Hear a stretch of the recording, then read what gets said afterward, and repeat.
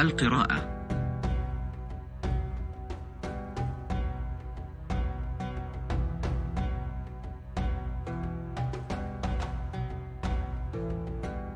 ماذا تقرأ يا كمال؟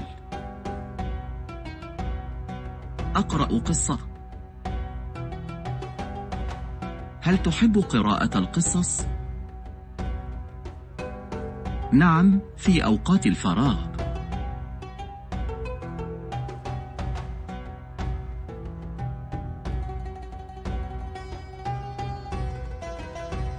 ما اسم القصة التي تقرأها؟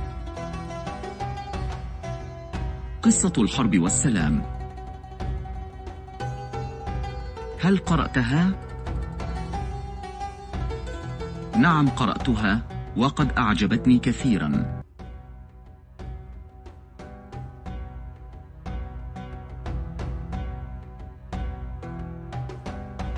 أنا أحب السلامة وأكره الحرب.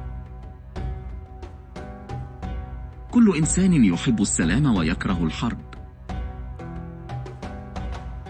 لو كان الأمر كذلك لما كانت هناك حروب وجيوش وأساطيل. هذا صحيح، معك حق.